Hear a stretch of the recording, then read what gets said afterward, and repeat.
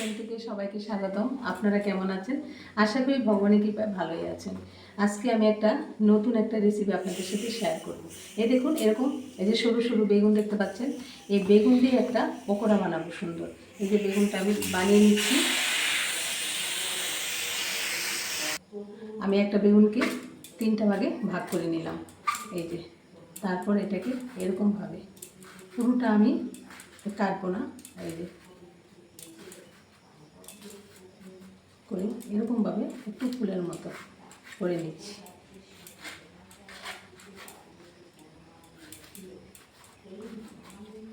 এই যে দেখুন, এরকমভাবে আমি আরেকটা বানিয়ে দেখাচ্ছি।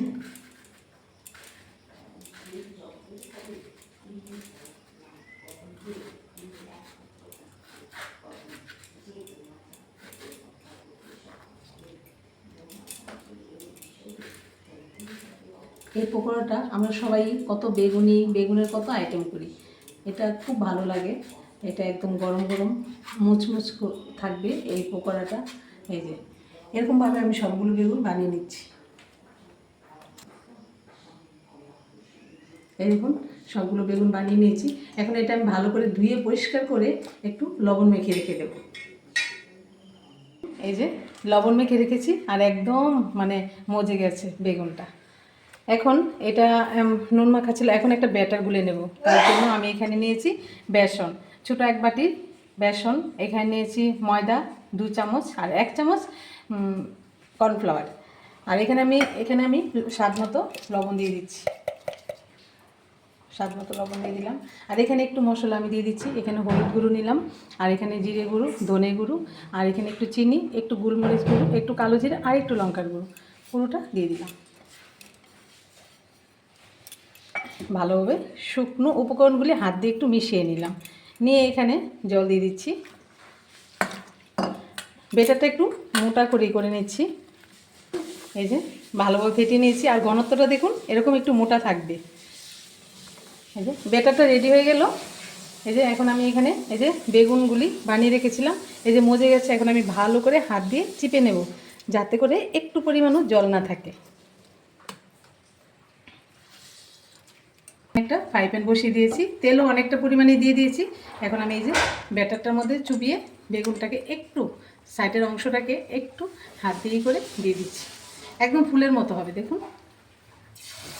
এই যে আর উপরে একটু ব্যাটারও দিয়ে দিচ্ছি। এরকমভাবে সবগুলো পকোড়াই দিয়ে দিচ্ছি। এই যে একদম লো ফ্লেমে এটা ভেজে নেব।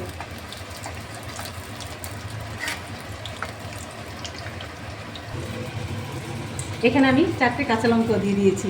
এরকমভাবে না কাঁচা লঙ্কার এরকম বেসনের মধ্যে চুবিয়ে পকোড়া করলেও খুব ভালো লাগে, খেতে খুব ভালো লাগে গরম রাইসের সাথে। তার জন্য আমি এই কাঁচা লঙ্কার পকোড়াটাও এর মধ্যে দিয়ে দিচ্ছি। একসাথে আমার ভাজা হয়ে যাবে। আমি এটা পকোড়াটাকে উল্টিয়ে দিচ্ছি। এই যে আস্তে করে এই পিঠটা কিছুটা হয়ে গেছে, এই যে উল্টে দিচ্ছি। এই পিঠটাও উল্টে দিচ্ছি।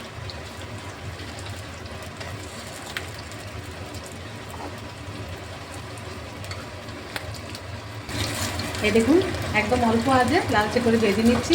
আর এই ঘরে থাকা উপকরণ দিয়ে এই বেগুন আমাদের সবারই ঘরে থাকে। এরকমভাবে একটু অনেক সময় বেগুনি করি, এরকম করে বানিয়ে দেখবেন, খুব ভালো লাগে।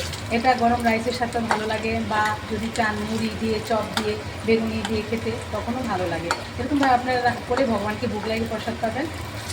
এই যে আস্তে আস্তে ভাজা হয়ে যাচ্ছে। এই যে লঙ্কাগুলি ভাজা হয়ে গেছে, লঙ্কাটা আমি নামিয়ে দিচ্ছি। এটা একটু উল্টে দিচ্ছি।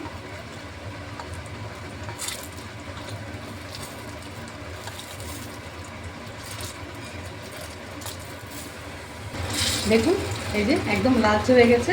এখন আমি নামিয়ে দিচ্ছি। হয়ে গেছে, দেখুন রেডি হয়ে গেল বেগুনের পকোড়া। এই যে কত মুচমুচ হয়েছে। এরকমভাবে আপনারা অবশ্যই ট্রাই করবেন। আর সবাই ভালো থাকবেন, সুস্থ থাকবেন। আবার দেখা হচ্ছে পরের ভিডিওতে। হরে কৃষ্ণ।